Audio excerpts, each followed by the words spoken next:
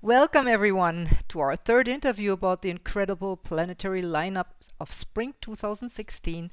My name is Antonia Langsdorf, and here with me, speaking from Arizona today, is Ray Merriman, President of Merriman Market Analyst. Hi, Ray.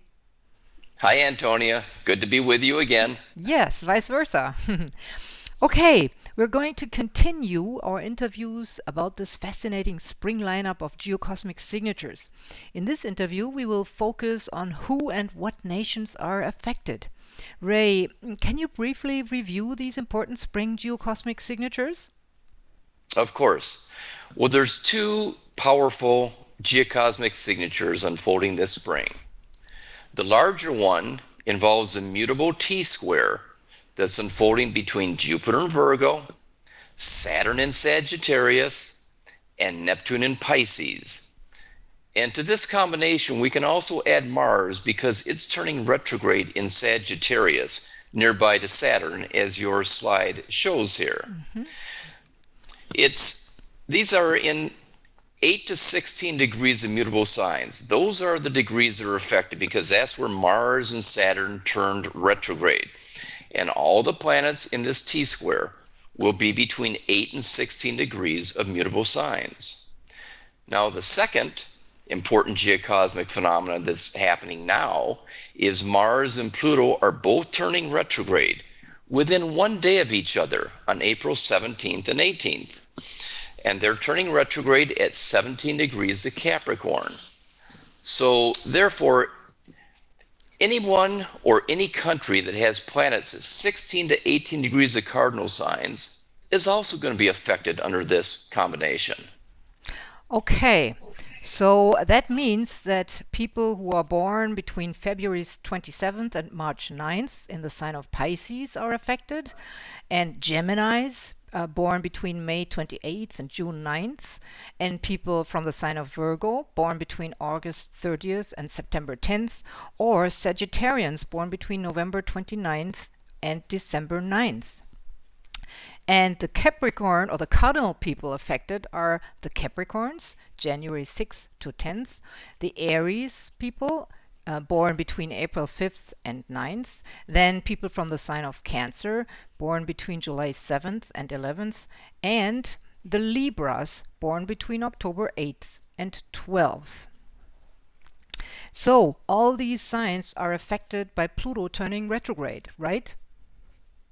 Yes, so that's a lot of dates, and that's the sun signs, but it also involves anyone who has any other natal planet, ascendant or midheaven in those degrees. And how will people with planets in these degrees be affected? Well, it depends upon where their sun or those planets are in their natal horoscope. And for that, one's going to need a professional astrologer, such as yourself, to help them understand these energies. Yes, absolutely. You will have to look into the natal chart in depth. Okay. But generally speaking, I want to say something else. Generally speaking, those people with planets at 8 to 16 degrees of mutable signs will likely find that agreements with other people are suddenly changing. So with Jupiter, they enter into these agreements with a great sense of hope and optimism. They think they're going to forge these new alliances and agreements successfully. But because Saturn and Neptune are also involved, they need to understand that these agreements are vulnerable to being broken. And one of the parties may feel betrayed. Or you may find yourself wanting out of an agreement because you see a better option for yourself. And therefore, it may be you and not the other person who changes your mind, and you're the one that betrays the other party. That you got to be careful of. So these conditions may apply to those people who are born also with 16 to 18 degrees of cardinal signs. But the difference is, if you got planets at 16 to 18 degrees of cardinal signs when Pluto's going retrograde, your reactions may be more intense. In fact, with Pluto, this can portend danger of losing a position at work, danger to one's health or the well-being of someone close to you, danger of terminating something that requires a major change in life, because Mars and Pluto turning retrograde together implies one may be caught into a no-win situation. Someone wins, but someone loses if you got planets between 16 to 18 degrees of cardinal signs. Is there a positive way that people can use these aspects? Oh, sure. With Saturn involved in the midpoint of the mutable T-square, everything revolves around your patience and your sense of responsibility. So you need to keep a record of any agreements that you make, any conversations, because you may be asked to account for your decisions. If you can do that, then you're respected as a person of integrity and honesty. But if you can't account, then you're viewed as one who may not be true to his or her word, and therefore you can't be trusted. And trust is a big issue under this combination. You need to be clear in your communications and honorable in your intent. Because if you intentionally deceive other people, it will result in an unfavorable judgment, embarrassment, or loss of prestige or position.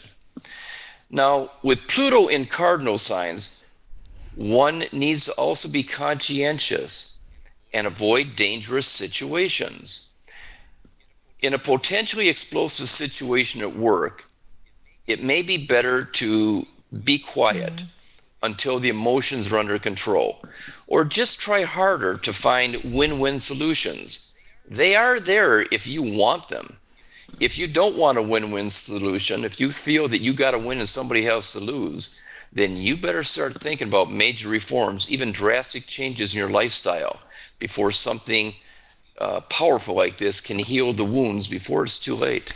Yeah, thank you for these interesting ideas about how can people live with these aspects, and how would world leaders or countries that have planets in these degrees, how would they be in the news this spring? I mean, how would it show in their charts and in their behavior? Well, right off the bat, we see Vladimir Putin of Russia. He has his Sun, Saturn, Neptune, Mercury, all conjunct in Libra, square Uranus in Cancer.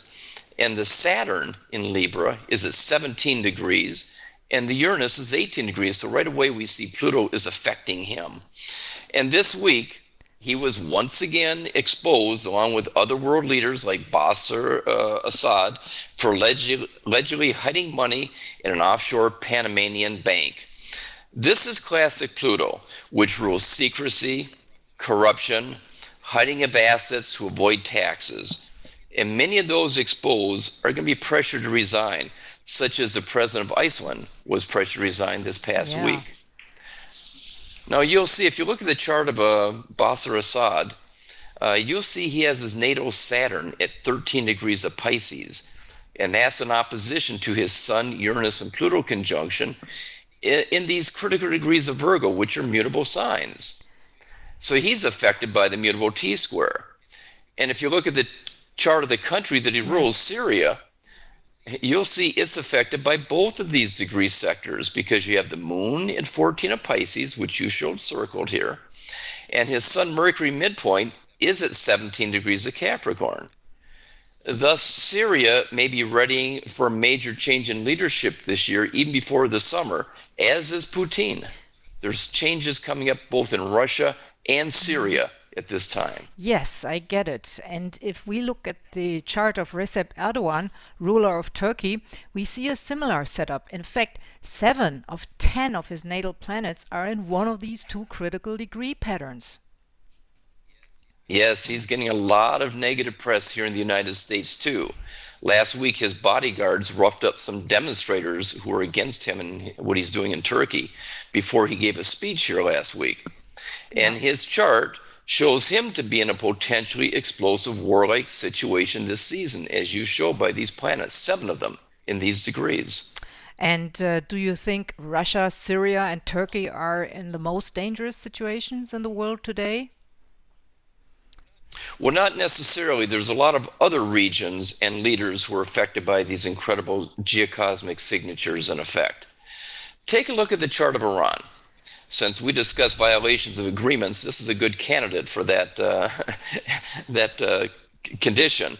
Note that both Mars and Pluto are turning retrograde in hard aspect to Iran's natal Saturn, which is 8 degrees of Virgo, and natal Pluto at 18 of Libra. And then Greece is another country that's affected by these transits. We have two charts for Greece. One is 1830. And in the 1830 chart, you show Mars at 15 degrees of Sagittarius, which is where Saturn is. And it brings in the opposition to Moon in Gemini. Now, if you look at the 1944 chart, and the chart of Alexis Tsipras is president, you see Jupiter in the 1974 chart. Jupiter's at 17 of Pisces, and Tsipras's Jupiter is also 17 of Pisces. So no wonder he keeps getting elected, even though he keeps having problems coming through with these bailout payments. So this might explain why he's popular in Greece, but the fact is that Saturn is close enough to afflict Jupiter in the charts of both Greece and Tsipras. And Greece's debtors are demanding payment that is coming due shortly. And of course, Greece doesn't want to pay. They don't want to pay what they agreed to pay several bailouts before today. And of course, Germany will demand that they pay, as Germany always demands that people pay their debts, as Germany also pays their own debts. So another broken agreement appears beyond the horizon for Greece, and another betrayal appears beyond the horizon for Germany regarding collection of this debt according to terms already agreed to many times over. And you can see this frustration escalating based on German Chancellor Angela Merkel's chart. You see by this chart, her ascendant is 16 degrees of Sagittarius, which is right where Saturn is, and conjunct the Mars of Greece. These two countries will likely fight over this as long as both remain in the EU. Whoa, those are interesting outlooks. Are there financial markets that stand out to you as we head into the Mars-Pluto retrograde of April 17th and 18th? Oh, they all stand out. As discussed in our first two interviews, this spring season can coincide with irrational exuberance because Jupiter's in opposition to Neptune, or it can coincide with fear, hysteria, and panic due to Saturn in square aspect to both. And as expected, we're seeing both psychologies going back and forth every 1 to 2 weeks because these are mutable signs. They're changeable. But one market I'm especially interested in right now is gold for two reasons. First, within 2 weeks of Mars turning retrograde or direct, which we'll do on April 17th and June 29th respectively, gold often reaches a low or a high in price will not be seen again for the rest of the year. So I will be watching for low or high around one of those times and a powerful reversal in gold to occur. Second, Mars is turning retrograde at 8 degrees of Sagittarius and is turning direct at 23 degrees of Scorpio. These are historically very important degrees for Mars and gold. As discussed in the Forecast for 2016 book and webinar, gold tends to make an important low in price when Mars is in late Libra. This happened on December 10th to January 4th, and we advise our subscribers to buy gold then as it hovered around $1,050 an ounce. And you can see from this chart, from the red horizontal line on the bottom there, when gold made its low in mid-December. Now, once it goes into Scorpio, which was in early January, prices rise sharply to a crest in the later degrees of Scorpio. Those degrees were in effect February 8th to March 4th, and that's shown by the horizontal blue line at the top of this chart. The highest close in gold was on March 4th, although intraday it went a little higher to $1,287 an ounce on March 11th. Our subscribers got out and went short around March 4th. We caught almost the entire move up based solely on the transit of Mars from late Libra through late Scorpio. Now, the next thing to keep in mind is that gold tends to come down to a low when Mars is in the first 9 degrees of Sagittarius. Well, due to the retrograde factor, Mars is going to be in the first 9 degrees of Sagittarius for a long time, from March 4th to May 27th. And then it retrogrades back into Scorpio, where it tends to get very bullish again. So we're looking for low in gold now, due anytime before May 27th. It may even happen, it may have just happened because we're already within 2 weeks of Mars turning retrograde. Amazing. Where can people find out more about this? Well, for more information, they go to my website at www.mmacycles.com or my German counterpart at www.mma-europe.ch, or they can call us at the number you show on the screen, 1-248-626-3034, or they can email us. And that's how they can get a hold of us. And they can keep up with our daily reports, not daily, but we have a free weekly column that goes up every Friday night, Saturday morning. They can keep up with some of these thoughts with that free weekly Very column good, and too. it's also available in German. It will be translated every week and it will be available on your MMA Europe page, which is great. Yes, Yes, and that's right. dear listeners, if you want to know about the effects of these constellations in your own life, you can, of course, book a reading about your personal chart and contact me through my email or website www.antonialangsdorf.com or info@antonialangsdorf.com. Yes, Ray, we probably will continue this series of interviews in the next couple of weeks, right? Yes, we should do this maybe every 2 or 3 weeks while these aspects are in effect because there's some very powerful things happening and going to continue to happen. We haven't even discussed yet, such as the corruption, impeachment proceedings going on in Yes. Brazil, Malaysia. There's a And of lot yet to course, cover. So we started this and and we'll of course, continue Donald this. Trump and the US election. That's going to be a Oh, that's big, going to be big very thing. important as we get through Yes. the year. Yes, it Okay. will. Thank you, Thank you, Ray, and Antonia. thank you for watching our interviews of the incredible spring. And stay tuned. Bye bye. Bye bye. Thank you.